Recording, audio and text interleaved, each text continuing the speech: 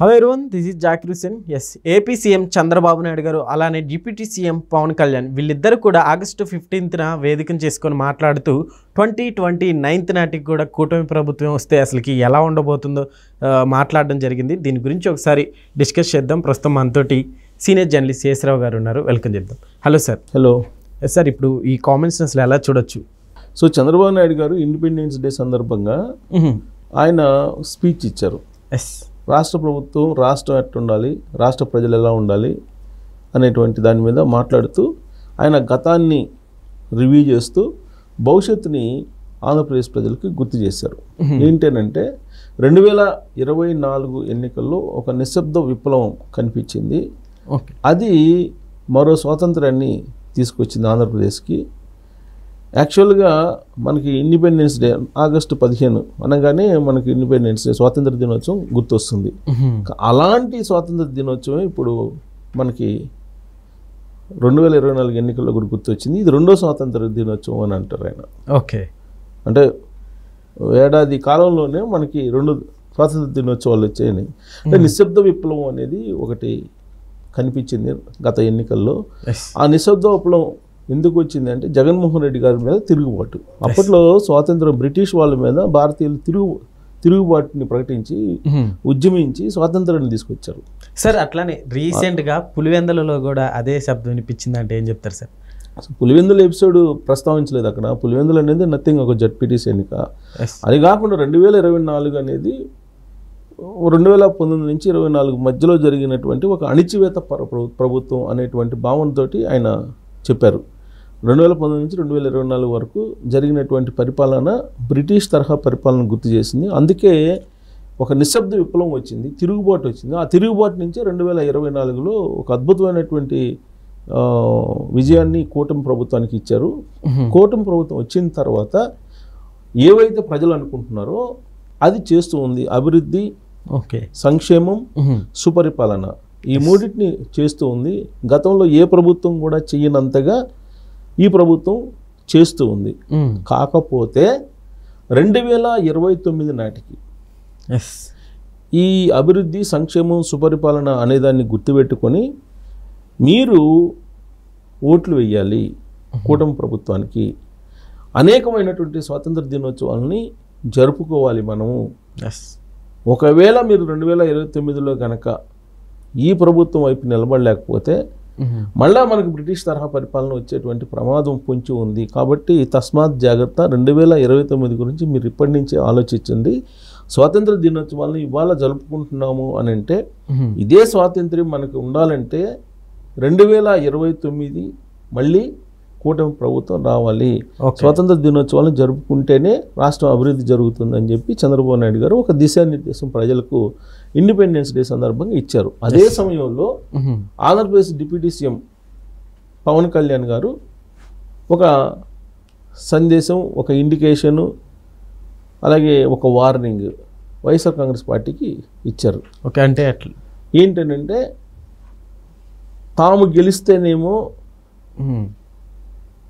వేరే వాళ్ళ మీద, అంటే వైఎస్ఆర్ కాంగ్రెస్ పార్టీ గెలిస్తేనేమో ఈవీఎంలు కరెక్ట్గా ఉన్నాయి, దొంగ ఓట్లు ఏమీ లేవు, రిగ్గింగ్ ఏమీ లేదు, పారదర్శకంగా ఎలక్షన్ జరిగింది, ఫ్రీ అండ్ ఫెయిర్ మేనర్లో ఎలక్షన్ జరిగింది. ఒకవేళ వైఎస్ఆర్ కాంగ్రెస్ పార్టీ ఓడిపోతేనేమో ఫ్రీ అండ్ ఫెయిర్గా ఎలక్షన్ జరగలేదు, ఓట్ల చోరీ జరిగింది, రిగ్గింగ్ జరిగింది, ఇవన్నీ చెప్తూ ఉంటారు.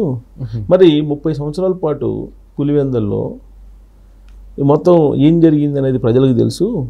కాబట్టి మీరు ఈ రిగ్గింగ్ జరిగింది, దొంగ ఓట్లు వేయించారు, ఇవన్నీ మీరు చేస్తే బాగుంటుంది. మీరేం చేశారు?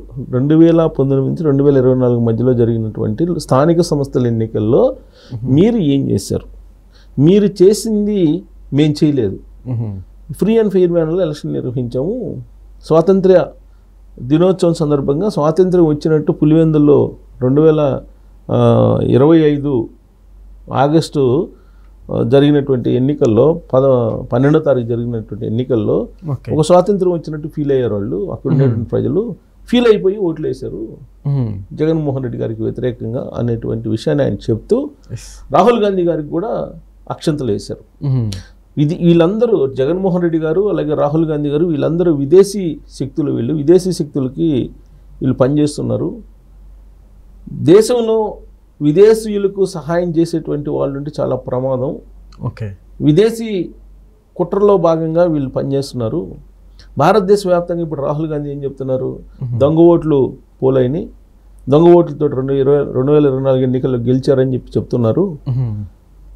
మరి దొంగ ఓట్లతోటి ఎలక్షన్ జరిగింది అని చెప్పి మీరు చెప్తున్నారు కదా. అంటే మీరు గెలుస్తున్నప్పుడేమో సక్రంగా జరిగినట్టు, ఓడిపోయినప్పుడేమో దొంగ ఓట్లతో గెలిచినట్ట.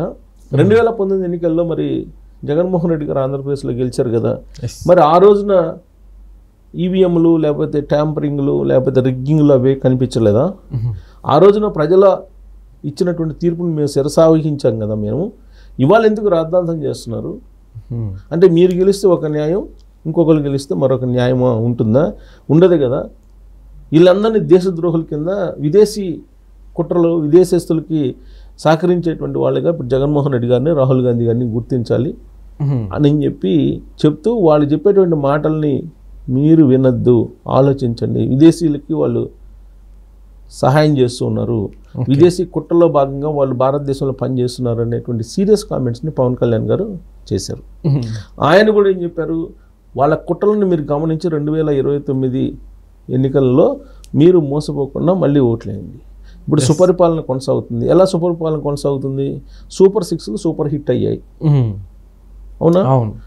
పెన్షన్లు ప్రతి నెల 1వ తారీఖున ఇస్తున్నారు. 4,000 రూపాయల పెన్షన్ భారతదేశంలో ఏ రాష్ట్రము ఇవ్వనంతగా పెన్షన్లు ఇస్తున్నారు.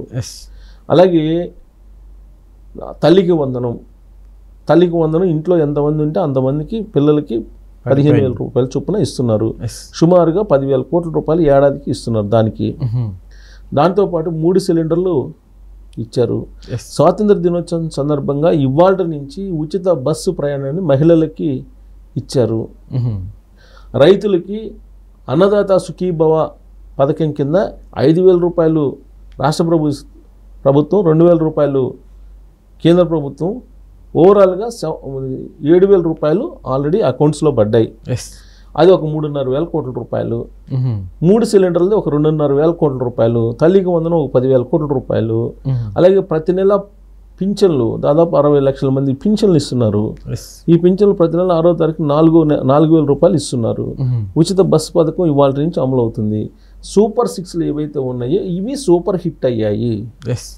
ఇంతకు మించినటువంటి సుపరిపాలన భారతదేశంలో ఏ రాష్ట్రంలో లేదు. కాబట్టి ఇదంతా గమనించి మీరు 2029 నాటికి మీరు మళ్ళీ మన స్వతంత్రం జరుపుకునేలాగా 2029లో కూడా ఆలోచించి ఓటు వేయాలి. లేదంటే రాష్ట్రం యొక్క భవిష్యత్తు 2019 నుంచి 2024 మధ్యలో ఏమైందో అలా జరుగుతుంది. అలా జరగకుండా ఉండాలంటే ఎప్పుడూ స్వాతంత్ర్య ఫలాల్ని అందుకోవాలంటే ఖచ్చితంగా కూటమి ప్రభుత్వం అవసరము రాష్ట్రానికి అని చెప్పి చంద్రబాబు నాయుడు గారు అలాగే పవన్ కళ్యాణ్ గారు డిప్యూటీ సీఎం హోదాలో వాళ్ళు ఒక దిశానిర్దేశం ఆంధ్రప్రదేశ్లో ఉండేటువంటి ప్రజలకు ఇవ్వడం జరిగింది. ఇండిపెండెన్స్ డే సందర్భంగా 90% ఇచ్చినటువంటి హామీలను అమలు చేసామని చెప్పి చంద్రబాబు గారు అనౌన్స్ చేశారు.